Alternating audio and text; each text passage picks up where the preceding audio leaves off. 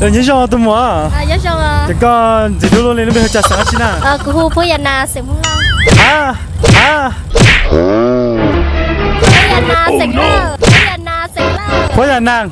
Cơ cho gian nàng là gian nàng nè. Cho gian na cho kẹn nó máy Cho gian nàng nữa, cho gian nàng cho cái nó máy nữa. Ôi.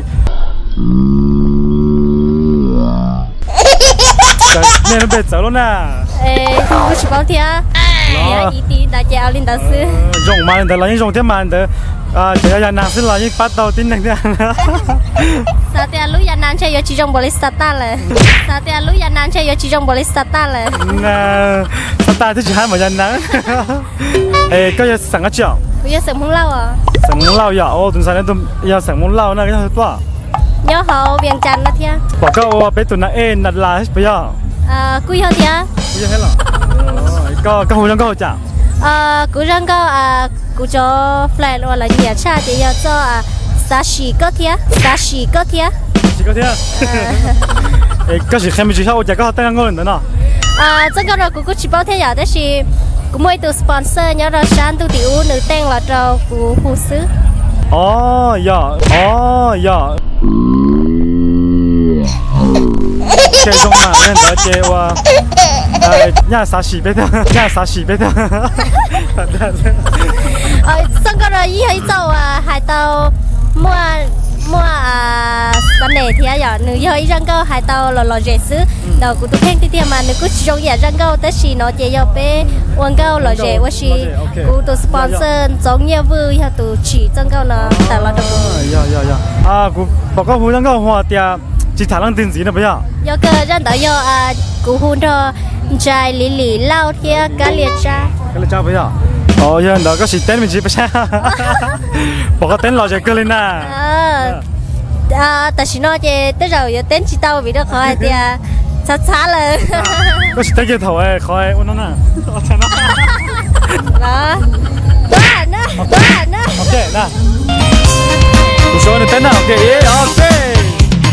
Hey, linh nu có nhỏ thứ tua thấy sầu của bỏ có trâu của xia ua lùa. Hey, chỉ bỏ tiền có tua thứ. Ý là gì đó? Bắt tao ý là gì bắt tao? Tao kia. Oh no. Tại vì nó chơi tới rồi giờ tên chỉ tao bị nó khỏi thì xaเลย. Tao kia. Hey, linh nu có nhỏ thứ tua thấy sầu của bỏ có trâu của xia ua lùa. Hey, chỉ bỏ tiền có. Tại vì nó chơi tới rồi giờ tên chỉ tao bị nó khỏi thì xaเลย. Có chân đó, bây giờ này kêu là tài nè. Là tụi YouTube họ phơi nhà nàng lao vậy. Ok, giờ đó phát bé chuẩn bị một tí tạm thế này là phê lò dễ hàng đi. Cho nên tự nhiên là bấm một cái like, có share, subscribe nữa. Bye bye. Hey, linh nu có nhỏ thứ tua thấy sầu của bỏ có trâu của xia ua lùa. Hey, chỉ bỏ tiền có tua thứ tua trâu của rùa cháu con chung chỉ ăn lần. Cô hú phơi na sừng mông lao à? Cô hôn trai lì lo. Cá leo sừng sao? Chỉ một tôi lúc chỉ lo đến là cú nè. Bé yo bé tuổi hôn sang coi thì yo chỉ thả lên tương gì nó này nè cho sai bé chọn coi yo cho nó tao nè ba tiệt tam thia nè ba sai bé chọn coi bé theo limon nữa nó bé lưng nó thọ pha bé tụ khen rồi nè cho bé chơi mua bé sang coi yo tự chia cho nó cũng trong YouTube cái liệt cha trong YouTube này nhỏ nè cho bé tao họ bé cho YouTube nè. Cô tu Facebook chơi sau hay tiền cá liệt trắng là đó chỉ mà sau ôn tao ăn kỹ nó. Cô chơi trai nó bên được không rồi trai lì lo chứ không đỡ mi căng.